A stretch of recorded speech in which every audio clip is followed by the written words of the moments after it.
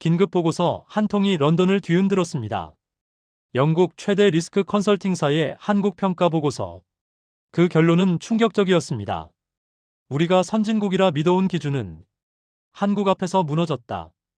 영국 리스크 전문가 나오미 하트가 한국행 비행기 안에서 내린 결론입니다. 본사 지시. 한국 안정성 재평가. 그녀는 확신했습니다. 이번엔 자신이 옳다는 걸 증명하겠다고요. 하지만 인천공항을 나오는 순간 단 15분. 이건 불가능한데? 그날 밤 서울 골목에서 그녀는 뭔가를 목격했습니다. 그리고 그 순간부터 그녀가 믿어온 모든 기준이 흔들리기 시작했습니다. 여기서 잠깐 구독 버튼 꾹 눌러주시고요. 좋아요는 이 영상이 더 많은 분들께 전달되는데 정말 큰 힘이 됩니다. 그리고 한국 시스템이 자랑스러우셨다면 댓글에 15분이라고 남겨주세요. 지금 어디서 시청하고 계신지도 함께 알려주시면 감사하겠습니다. 우리 대한민국 국민들이 함께 만드는 자부심이니까요. 그럼 지금부터 영국 전문가가 한국에서 경험한 믿을 수 없는 일주일을 들려드리겠습니다. 저는 런던에서 날아왔습니다. 글로벌 리스크 컨설팅사 위기관리 매니저 나오미 하트 34살이에요. 제 일은 간단합니다. 국가를 평가하고 위험을 측정하고 기업의 투자 여부를 조언하는 거죠. 감정은 배제합니다. 데이터만 봐요. 그게 제 원칙이었어요. 이번 임무는 한국이었습니다. 아시아 공급망 재평가 프로젝트의 일환이었죠. 솔직히 말하면 저는 한국을 이미 분류해 두었어요. 불안정하지만 과대평가된 국가. 북한과의 긴장, 정치적 혼란, 과열된 경쟁 사회. 겉으로는 화려하지만 속은 불안한 나라라고 생각했습니다. 비행기가 착륙 준비에 들어갔어요. 안전벨트를 매고 창밖을 내다봤습니다. 인천국제공항이 보였죠. 깔끔해 보였어요. 하지만 저는 알고 있었습니다. 공항은 늘 보여주기식이라는 걸요. 진짜 모습은 입국장에서 드러나죠. 그때 휴대폰이 진동했습니다. 본사에서 온 메시지였어요. 화면을 열자마자 심장이 쿵 내려앉았습니다. 공항, 치안, 의료 중 하나라도 붕괴 조짐 확인 시 한국은 안전국가 목록에서 제외 검토. 즉시 보고 요망. 손이 차갑게 식었습니다. 이건 단순 조사가 아니었어요. 저는 이미 결론을 내려야 하는 상황이었죠. 그리고 솔직히 말하면 저는 이미 답을 정해두고 있었습니다. 한국은 믿을 수 없다고요. 비행기가 착륙했어요. 사람들이 일제히 일어나 짐칸을 열었습니다. 저도 가방을 챙겼죠. 복도는 금방 막혔어요. 다들 서두르고 있었습니다. 저는 그 광경을 보며 생각했어요. 시작됐구나. 입국장으로 향하는 통로는 길었습니다. 사람들은 빠르게 걸었어요. 저는 그 흐름에 섞여 걸으면서 주변을 관찰했습니다. 표지판은 영어, 한국어, 중국어, 일본어로 쓰여 있었죠. 깔끔했어요. 하지만 저는 알고 있었습니다. 진짜 시험은 지금부터라는 걸요. 통로 끝이 보였습니다. 입국장 입구였어요. 그 너머로 사람들이 밀려들고 있었습니다. 고성이 들렸어요. 울음소리도 섞여 있었죠. 저는 확신했습니다. 이 나라는 결국 이렇게 무너진다고요. 손에 든 휴대폰이 또 진동했습니다. 본사였어요. 첫 인상 보고 대기 중. 저는 화면을 보며 입술을 깨물었습니다. 그리고 입국장 안으로 걸어 들어갔어요. 제 확신을 증명하러 가는 거였습니다. 입국장은 혼돈 그 자체였습니다. 수백 명의 사람들이 줄을 서 있었어요. 아이들이 울고 어른들이 고성을 지르고 캐리어가 부딪히는 소리가 끊이지 않았죠. 저는 그 광경을 보며 노트북을 꺼냈습니다. 메모를 시작했어요. 대규모 유입 시 통제 불가. 인력 부족 명확. 그때 옆에서 영어가 들렸습니다. 영국 억양이었어요. 돌아보니 30대 후반 남성이 서 있었습니다. 리암 콜린스였죠. 나중에 알게 됐지만 그는 글로벌 물류기업 출장자였어요. 리암이 큰 소리로 말했습니다. 이게 뭐야? 줄이 왜 이렇게 길어? 저는 대답하지 않았어요. 그냥 앞을 봤습니다. 리암은 계속 투덜댔죠. 역시 아시아는 이래. 사람은 많은데 시스템은 없어. 저는 속으로 동의했습니다. 하지만 입 밖으로 내지는 않았어요. 전문가는 감정을 드러내지 않으니까요. 줄이 조금씩 움직였습니다. 자동 입국 심사대가 보였어요. 기계 앞에 사람들이 서 있었죠. 저는 그 광경을 보며 또 메모했습니다. 자동화 시도는 있으나 혼잡도 해결 불가. 그런데 이상했어요. 줄이 생각보다 빨리 줄어들고 있었습니다. 저는 시계를 봤어요. 5분이 지났죠. 벌써 3분의 1이 빠졌습니다. 저는 고개를 갸우뚱했어요. 뭔가 계산이 안 맞았거든요. 제 차례가 왔습니다. 자동 심사대 앞에 섰어요. 여권을 스캔하고 얼굴을 인식기에 맞췄습니다. 3초. 문이 열렸어요. 저는 그냥 지나갔죠. 설명도 질문도 없었습니다. 수암을 찾는 곳으로 향했어요. 사람들이 벨트 주변에 모여 있었습니다. 저는 제 캐리어를 기다렸죠.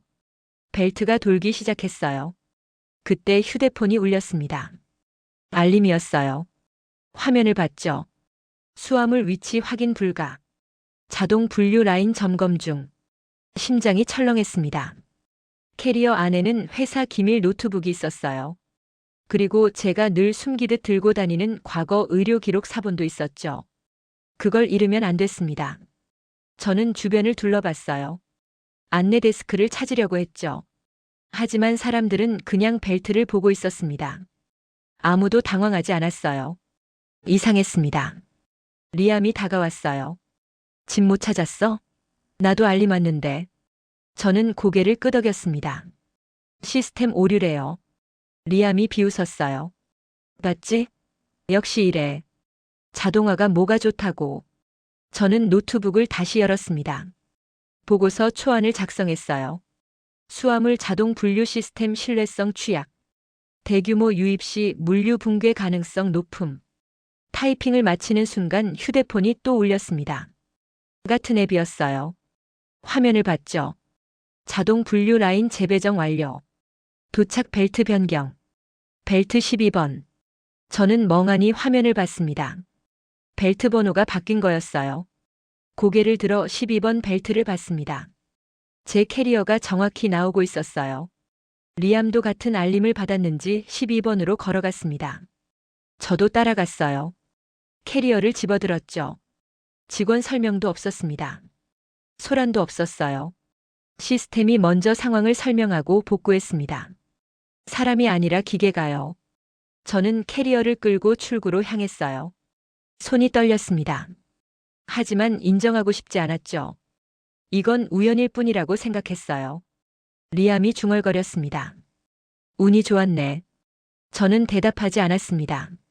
하지만 속으로는 같은 생각을 하고 있었어요. 운이라고. 그냥 운이라고요. 출구가 보였습니다. 저는 그곳을 향해 걸었어요.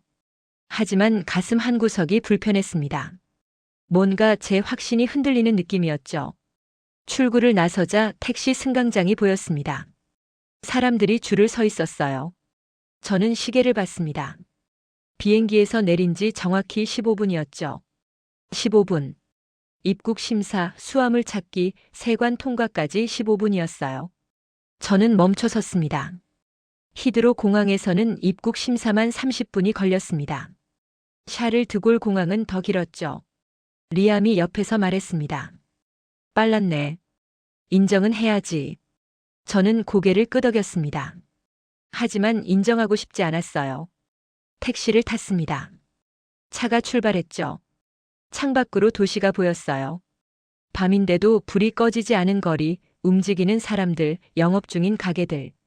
저는 휴대폰을 꺼냈습니다. 본사 메시지가 떠 있었어요. 첫날 소견 요청. 한국공항 인프라 평가 및 향후 조사 방향 제시 바람. 손가락이 화면 위에서 멈췄습니다. 뭐라고 써야 할까요? 저는 타이핑을 시작했어요. 공항 효율성은 예상 이상. 지웠습니다. 다시 썼죠. 시스템 자동화 수준 높음. 하지만 뭐죠? 저는 문장을 완성하지 못했어요. 결국 이렇게 썼습니다. 공항 효율성 확인. 전체 평가 위에 의료, 치안, 일상 시스템 추가 확인 필요. 최종 결론 보류. 보내기를 눌렀어요. 휴대폰을 내려놓았습니다. 호텔에 도착했습니다. 체크인을 하고 방으로 올라갔어요. 짐을 풀었죠. 샤워를 했습니다. 침대에 누웠어요. 하지만 잠이 오지 않았습니다. 15분. 그 시간이 자꾸 머릿속에 맴돌았어요. 사람이 거의 보이지 않았습니다. 공항에서 직원을 본 기억이 별로 없었죠. 자동 심사대, 자동 수화물 시스템, 안내 로봇. 기계가 일했어요. 그런데 불안하지 않았습니다. 오히려 신뢰를 느꼈죠. 왜죠? 저는 일어났습니다. 이대로 누워있을 수 없었어요. 옷을 챙겨 입고 방을 나섰습니다. 엘리베이터를 탔죠. 로비를 지나 밖으로 나갔어요. 밤 11시. 서울은 여전히 깨어 있었습니다. 편의점 불빛이 환했어요. 사람들이 걷고 있었죠. 혼자 걷는 사람, 둘이 걷는 사람, 강아지와 산책하는 사람. 저는 그 풍경 속으로 걸어 들어갔습니다. 거리는 조용했지만 무섭지 않았어요. 가로등이 밝았습니다. CCTV가 보였죠. 저는 계속 걸었어요. 호텔 근처 골목으로 접어들었습니다. 주택가였어요. 작은 가게들이 있었죠. 치킨집, 카페, 편의점. 불이 켜진 곳이 많았습니다. 15분. 저는 걸으면서 계속 생각했어요. 빠른 게 좋은 건가요? 효율이 전부인가요? 아니면 그 이면에 뭔가 다른 게 있는 건가요? 답을 찾을 수 없었습니다. 그때였어요. 앞에서 비틀거리는 사람이 보였습니다. 중년 남성이었죠. 50대쯤 되어 보였어요. 그는 전봇대를 붙잡고 서 있었습니다. 저는 걸음을 멈췄어요. 남성이 무릎을 꿇었습니다. 그리고 천천히 쓰러졌죠. 바닥에 주저앉았어요. 심장이 철렁했습니다. 저는 그 자리에 얼어붙었어요. 다가가야 할까요? 아니면 그냥 지나가야 할까요? 누군가 부르면 어떡하죠? 저는 영어밖에 못해요. 3년 전이 떠올랐습니다. 런던 지사 동료 제니퍼. 복통을 호소했지만 응급실은 6시간을 기다리라고 했죠. 결국 복막염이었어요. 너무 늦었습니다. 저는 그 장면을 봤어요. 아무것도 할 수 없었죠. 다리가 떨렸습니다. 그때 누군가 달려왔어요. 편의점에서 나온 젊은 여성이었습니다. 그녀가 남성 옆에 무릎을 꿇었어요. 말을 걸었죠. 대답이 없었습니다. 여성이 재빨리 휴대폰을 꺼냈어요. 전화를 걸었습니다. 빠르게 말했죠. 한국어였어요. 저는 알아들을 수 없었습니다. 또 다른 사람이 왔어요. 카페에서 나온 남성이었습니다. 손에 물병을 들고 있었죠. 여성에게 건넸어요. 여성이 고개를 끄덕였습니다. 치킨집 주인으로 보이는 중년 남성도 나왔어요. 그는 쓰러진 남성의 다리를 살짝 들어 올렸습니다. 쇼크 방지 자세였죠. 저는 그 광경을 멍하니 봤습니다. 누가 지시한 것도 아니었어요. 역할을 나눈 것도 아니었습니다. 하지만 모두가 자기 할 일을 알고 있었죠. 여성이 저를 봤어요. 영어로 말했습니다. 괜찮아요. 구급차 오고 있어요. 저는 고개를 끄덕였어요. 말이 나오지 않았습니다. 멀리서 사이렌 소리가 들렸습니다. 점점 가까워졌어요. 빨랐습니다. 정말 빨랐죠. 구급차가 도착했어요. 골목 입구에 섰습니다. 구급대원 2명이 내렸죠. 들것을 들고 달려왔어요. 빠른 확인, 간단한 대화, 신속한 이송. 1분도 안 걸렸습니다. 구급차가 떠났어요. 사이렌 소리가 멀어졌죠. 사람들도 흩어졌습니다. 편의점 여성은 가게로 돌아갔어요. 카페 남성도 들어갔죠. 치킨집 주인은 가게 문을 닫았습니다. 저는 그 자리에 서 있었어요. 아무 말도 하지 못했습니다. 구급차가 떠났습니다. 사이렌 소리가 멀어졌어요. 저는 그 자리에 서 있었습니다. 사람들은 흩어졌죠. 하지만 저는 움직일 수 없었어요. 제니퍼가 떠올랐습니다. 3년 전 런던 병원. 6시간을 기다린 끝에 들은 말. 너무 늦었습니다. 조금만 빨랐어도 살 수 있었다고요. 심장이 두근거렸어요. 저는 도로로 뛰어나갔습니다. 택시를 잡았죠. 뒷문을 열고 탔어요. 기사님이 영어로 물었습니다. 어디 가세요? 병원이요. 방금 간 구급차 따라가 주세요. 차가 출발했어요. 왜 가는 거죠? 모르는 사람이에요. 하지만 확인하고 싶었습니다. 큰 건물이 보였어요. 응급실 표지판이 빨갛게 빛나고 있었습니다. 자동문이 열렸습니다.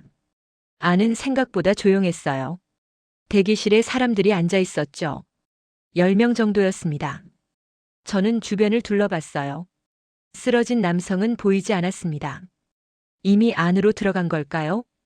의자에 앉았습니다. 기다렸어요. 사람들이 들어왔습니다. 젊은 여성이 팔을 감싸고 있었어요. 접수하고 5분 뒤 안으로 들어갔죠. 노인이 왔어요. 지팡이를 짚고 있었습니다. 10분 뒤 호출됐어요. 외국인도 있었습니다. 동남아시아 억양의 남성이었어요. 간호사가 영어로 대응했죠. 빠르게 처리됐습니다. 자정이 넘었어요. 하지만 응급실은 멈추지 않았습니다. 그때 익숙한 얼굴이 보였어요. 골목에서 봤던 편의점 여성이었습니다. 저를 봤죠. 놀란 표정을 지었어요. 다가왔습니다. 여기 왔어요? 저는 솔직하게 말했어요. 그분이 괜찮은지 궁금해서요. 여성이 미소 지었습니다. 괜찮대요. 저혈당이었어요. 링거 맞고 곧 퇴원하신대요. 안도의 한숨이 나왔어요. 처음 한국 오셨어요? 여성이 물었습니다. 네. 이틀째예요. 밤에 혼자 다니는 거 무섭지 않으셨어요? 저는 고개를 저었습니다. 아니요. 오히려 안전하다고 느꼈어요. 여성이 고개를 끄덕였죠. 그래서 한국 좋아하는 외국인이 맞나 봐요. 그녀가 나갔어요. 저는 다시 혼자 남았습니다. 대기실을 둘러봤어요. 사람들은 조용히 앉아 있었습니다.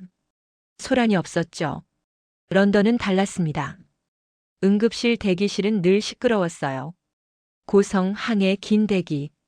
간호사와 싸우는 사람도 있었죠. 여기는 조용했어요. 하지만 느린 게 아니었습니다. 오히려 빨랐죠. 저는 접수 창구를 봤어요. 간호사가 환자를 받고 있었습니다. 질문, 확인, 입력. 30초. 다음 환자를 불렀죠. 시스템이었습니다. 공항처럼. 하지만 다른 게 있었어요. 사람들이었습니다. 골목에서 자발적으로 움직였던 사람들. 그들이 이 시스템을 만들었을까요? 아니면 시스템이 그들을 만들었을까요? 문이 열렸습니다. 쓰러졌던 남성이 나왔어요. 보호자와 함께였죠. 남성이 저를 봤습니다. 고개를 숙여 인사했어요. 저도 고개를 숙였습니다. 그들이 나갔어요. 저는 자리에서 일어났습니다. 출구로 향했죠. 밖으로 나왔어요. 차가운 밤 공기가 얼굴에 닿았습니다. 깊게 숨을 들이마셨어요. 휴대폰을 꺼냈습니다. 택시 앱을 열었죠. 3분 뒤 도착한다고 떴어요. 저는 생각했습니다. 오늘 하루. 공항, 골목, 병원. 세 곳 모두 빨랐어요. 하지만 그게 전부가 아니었습니다. 뭔가 더 있었어요. 제가 아직 이해하지 못한 무언가요. 택시가 도착했습니다. 탔어요. 호텔로 돌아갔죠. 택시가 호텔 앞에 섰습니다. 저는 내리지 않았어요. 기사님이 물었습니다. 도착했는데요? 죄송해요. 다시 병원 가주세요. 아까 그 응급실이요. 네. 부탁드려요. 기사님이 고개를 끄덕였어요. 차가 다시 출발했습니다. 왜 돌아가는 걸까요? 저도 모르겠어요. 그냥 가기 싫었습니다. 뭔가 더 봐야 할 것 같았어요. 응급실에 다시 도착했습니다. 자동문이 열렸죠. 대기실은 아까보다 한산했어요. 5명 정도 앉아 있었습니다. 저는 구석 의자에 앉았어요. 시계를 봤습니다. 새벽 2시였죠. 눈이 무거웠어요. 저는 의자에 기대 눈을 감았습니다. 얼마나 지났을까요? 사이렌 소리에 깼어요. 눈을 떴습니다. 자동문이 열리고 구급대원들이 들것을 밀고 들어왔어요. 젊은 남성이 누워 있었습니다. 얼굴이 창백했어요. 피가 묻어 있었죠. 교통사고, 의식 있음, 다발성 열상. 구급대원이 빠르게 말했습니다.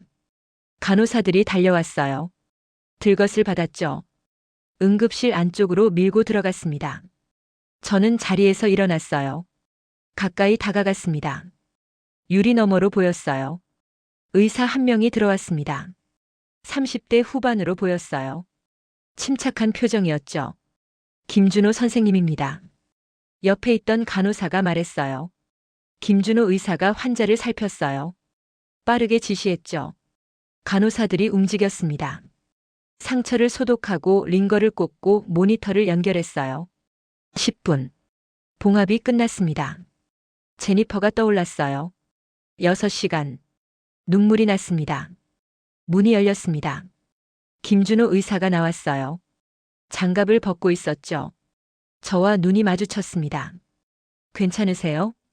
그가 영어로 물었어요. 저는 고개를 끄덕였습니다. 네. 저는 그냥 보고 있었어요. 환자 보호자세요? 아니요. 저는 외국인이에요. 영국에서 왔어요. 김준호 의사가 잠시 저를 봤습니다. 새벽에 여기 왜 계세요? 저는 대답하지 못했어요. 그가 물통으로 걸어갔습니다. 물을 따라 마셨죠. 저에게도 건넸어요. 감사합니다. 저는 받아서 마셨습니다. 피곤해 보이세요. 그가 말했어요. 못 잤어요. 호텔 가서 쉬세요. 아까 쓰러진 분도 여기 오셨어요. 골목에서. 아, 저혈당 환자요? 링거 맞고 가셨어요. 다행이네요. 김준호 의사가 고개를 끄덕였습니다. 여기선 흔한 일이에요. 그때 자동문이 또 열렸어요. 외국인 여성이 들어왔습니다. 동남아시아 사람으로 보였어요. 배를 감싸고 있었죠. 얼굴이 일그러져 있었습니다. 간호사가 다가갔어요. 영어로 물었습니다. 어디가 아프세요? 여성이 대답했어요. 억양이 강했지만 이해할 수 있었습니다. 네. 너무 아파요. 보험 있으세요? 여성이 고개를 저었어요. 없어요. 돈도 별로 없어요. 간호사가 잠시 멈칫했습니다. 김준호 의사가 다가갔어요. 일단 진료부터 하겠습니다. 접수하고 안으로 들어오세요. 여성이 놀란 표정을 지었어요. 돈이. 국적이나 보험은 나중 문제입니다. 김준호 의사가 말했어요. 일단 치료부터 하죠. 저는 그 자리에 얼어붙었습니다. 국적은 나중 문제입니다. 그 말이 가슴에 박혔어요. 간호사가 여성을 데리고 안으로 들어갔습니다.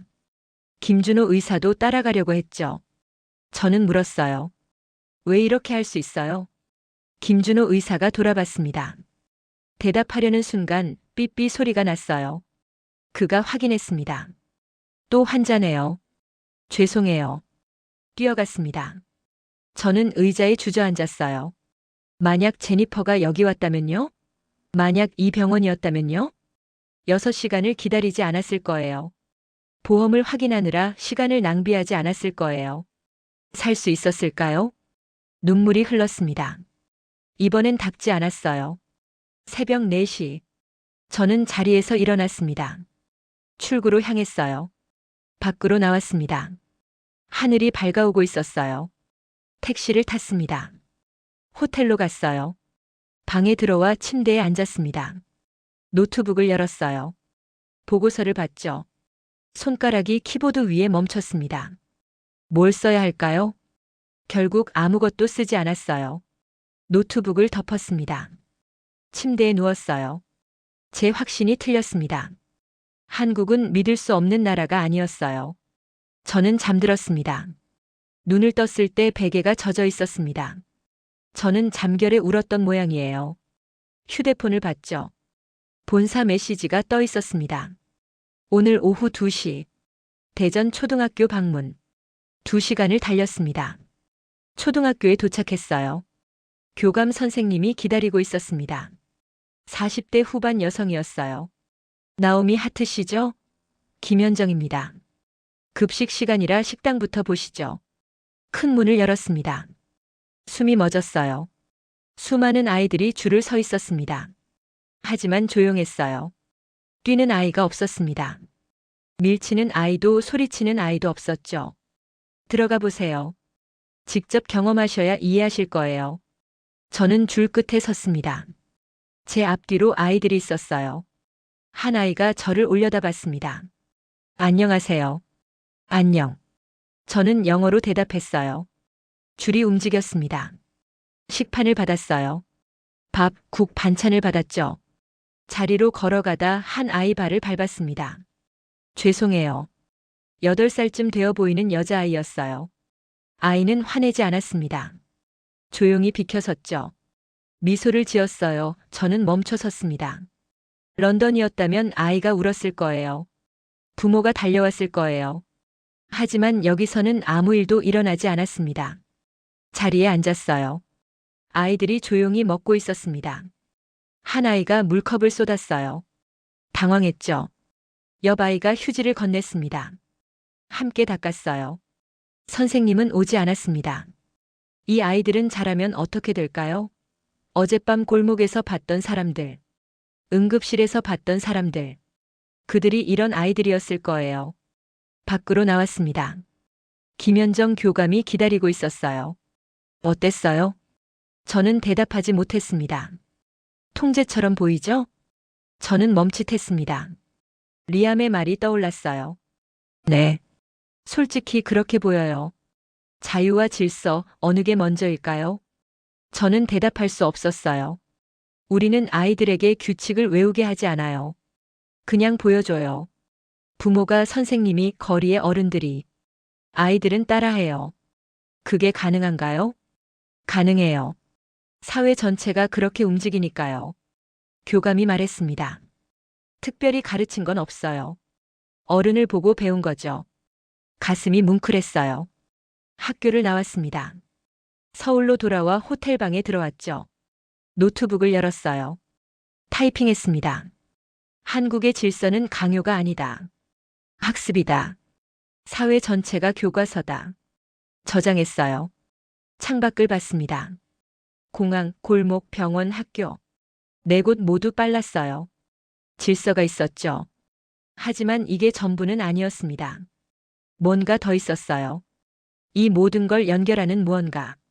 저는 아직 그게 뭔지 몰랐습니다. 내일 알게 될까요? 본사에서 전화가 왔습니다. 이틀 안에 최종 보고서 제출하세요. 투자 결정 대기 중입니다. 알겠습니다. 전화를 끊었어요. 손이 떨렸습니다. 노트북을 열었습니다. 지금까지 쓴 내용을 봤죠. 공항, 골목, 병원, 학교. 4곳의 관찰 기록. 하지만 결론이 없었어요. 한국은 안전한가요? 투자해도 되나요? 저는 모르겠어요. 오후에 약속이 있었습니다. 박성민 씨였어요. 물류연구기관 상무. 제가 먼저 연락했죠. 질문이 있었거든요. 카페에서 만났습니다. 박성민 씨가 먼저 와 있었어요. 바쁘실 텐데 시간 내주셔서 감사합니다. 아니에요. 궁금한 게 있으시다고 하셨죠? 저는 물었습니다. 한국은 왜 이렇게 빠른가요? 박성민 씨가 잠시 생각했습니다. 빠르다는 게 뭘 말씀하시는 거죠? 모든 게요. 공항, 병원, 물류. 다 빨라요. 그리고 질서가 있어요. 왜죠? 박성민 씨가 창밖을 봤습니다. 경쟁 때문일까요? 제가 물었어요. 아니요. 효율성? 그것도 아니에요. 그럼요? 박성민 씨가 저를 봤습니다. 생존이요. 생존? 한국은 멈추면 끝나는 나라였어요. 한국 전쟁을 아시죠? 모든 게 파괴됐어요. 공장, 도로, 항구. 그리고 북쪽은 여전히 위협이에요. 알고 있어요. 그래서 우리는 배웠어요. 끊기면 안 된다는 걸요. 물류가 끊기면 공장이 멈춰요. 공장이 멈추면 경제가 무너지죠. 경제가 무너지면 나라가 약해져요. 약해지면 침략당해요. 저는 숨을 멈췄습니다. 그래서 우리는 중복 경로를 만들었어요. 분산 저장, 실시간 운영. 공항도 병원도 물류도 모두 같은 철학이에요. 전쟁 대비요? 맞아요. 평시에도 전시처럼 운영해요. 그게 습관이 됐죠. 저는 메모를 했습니다. 손이 떨렸어요. 나오미 씨. 한국이 빠른 이유는 경쟁이 아니에요. 끊기면 끝난다는 기억 때문이죠. 그럼 시민들도요? 맞아요. 골목에서 봤던 사람들, 병원에서 봤던 사람들. 다 같은 거예요. 누군가 쓰러지면 돕는 게 당연해요. 왜냐하면 다음은 내가 될 수 있으니까요. 학교 아이들도요? 네. 질서를 지키는 게 나를 지키는 거예요. 사회 전체가 하나의 생존 시스템이죠. 저는 잠시 말을 잃었습니다. 모든 퍼즐이 맞춰졌어요. 공항이 빠른 이유. 병목이 생기면 마비되니까요. 병원이 빠른 이유. 늦으면 사람이 죽으니까요. 아이들이 질서를 지키는 이유. 혼란은 위험이니까요. 시민들이 협력하는 이유. 고립되면 끝이니까요. 감사합니다. 제가 말했어요. 카페를 나왔습니다. 호텔로 돌아왔어요. 노트북을 열었습니다. 타이핑을 시작했죠. 한국은 빠른 나라가 아니다. 멈추지 않게 설계된 나라다. 질서는 통제가 아니다. 생존 본능이다. 효율은 경쟁의 결과가 아니다. 전쟁 억제 철학이 민간까지 확장된 것이다. 한국 사회는 하나의 거대한 비상 대응 시스템이다. 평시에도 작동하는. 손을 멈췄습니다. 이제 결론을 내려야 했어요. 한국은 안전한가요? 손가락이 키보드 위에 올라갔습니다. 타이핑했어요. 결론 한국은 투자 가능 국가다. 다만 기존 평가 기준으로는 이해 불가능하다. 저장했습니다. 창밖을 봤어요. 서울의 불빛이 반짝이고 있었습니다. 이틀 뒤면 런던으로 돌아가요. 그때 제가 뭘 느낄까요? 이틀이 지났습니다. 인천공항에 도착했어요. 체크인을 했습니다. 보안 검색을 통과했죠. 탑승구로 걸어갔어요. 사람들이 앉아 있었습니다. 조용했어요. 저는 의자에 앉았습니다. 휴대폰을 꺼냈어요. 보고서를 다시 봤죠. 본사로 보낸 최종 보고서였습니다. 한국은 투자 가능 국가다. 다만 기존 평가 기준으로는 이해 불가능하다. 답장이 와 있었어요. 보고서 확인. 투자 진행 결정. 수고했습니다. 저는 휴대폰을 내려놓았습니다. 탑승 안내가 나왔어요. 비행기에 올랐습니다. 자리에 앉았죠. 비행기가 이륙했습니다. 창밖으로 서울이 보였어요. 점점 작아졌습니다. 11시간을 날았습니다. 런던 히드로 공항에 도착했어요. 입국장으로 향했습니다. 줄이 길었어요. 저는 뒤에 섰죠. 움직이지 않았습니다. 5분이 지났어요. 줄은 그대로였습니다. 10분이 지났습니다. 조금 움직였어요. 사람들이 투덜거리기 시작했습니다. 왜 이렇게 느려? 직원이 부족한가 봐. 저는 시계를 봤어요. 20분이 지났습니다. 제 차례가 왔습니다. 심사관에게 여권을 내밀었어요. 여행 목적이 뭐죠? 심사관이 물었습니다. 피곤한 표정이었어요. 출장이요. 어디 갔었죠? 한국이요. 심사관이 여권을 찍었습니다. 가세요. 저는 수암을 찾는 곳으로 갔어요. 벨트가 돌고 있었습니다. 하지만 짐이 나오지 않았어요. 15분을 기다렸습니다. 캐리어가 나왔죠. 출구로 향했어요. 사람들이 밀려 있었습니다. 느렸어요. 밖으로 나왔습니다. 1시간 15분. 입국 심사부터 출구까지 1시간 15분이 걸렸습니다. 저는 그 자리에 섰어요. 한국은 15분이었습니다. 택시 승강장으로 걸어갔어요. 줄이 길었습니다. 20분을 기다렸죠. 택시에 탔습니다. 집으로 가는 길이었어요. 창밖을 봤습니다. 런던이 보였어요.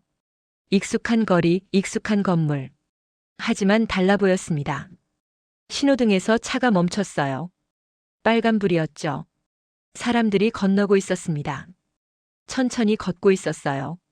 누군가 뛰었습니다. 부딪힐 뻔했죠. 저는 그 광경을 보며 생각했어요. 한국이었다면 어땠을까요? 집에 도착했습니다. 짐을 풀었어요. 샤워를 했습니다. 침대에 누웠죠. 하지만 잠이 오지 않았어요. 일주일이 지났습니다. 다시 히드로 공항에 갔어요. 다른 출장 때문이었습니다. 입국장에 줄이 길었습니다.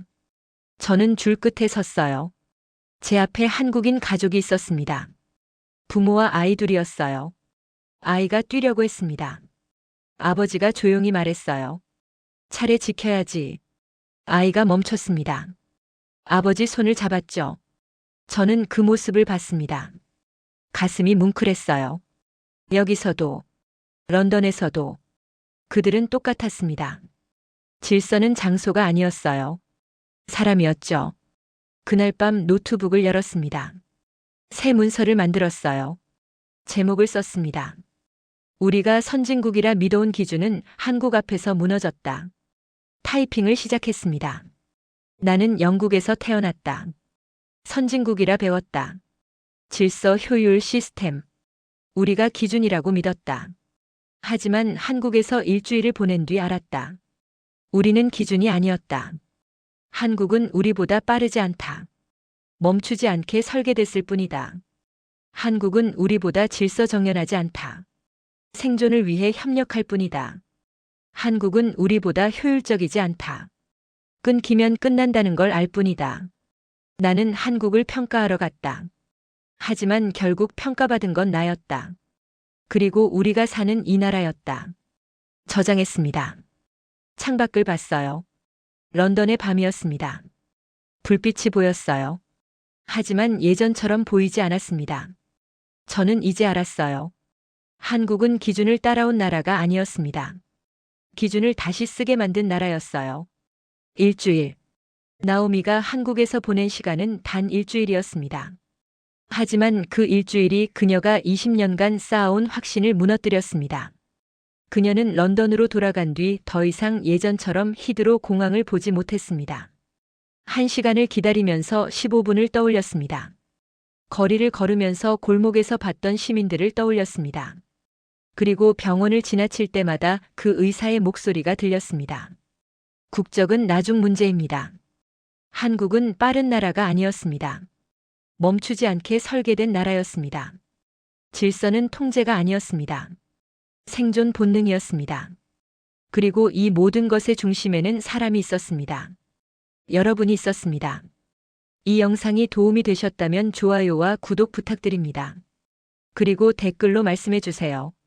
여러분은 언제 한국이 자랑스러우셨나요? 어떤 순간에 대한민국 국민이라는 게 뿌듯하셨나요? 여러분의 이야기를 듣고 싶습니다. 지금까지 감동 취재단이었습니다. 감사합니다.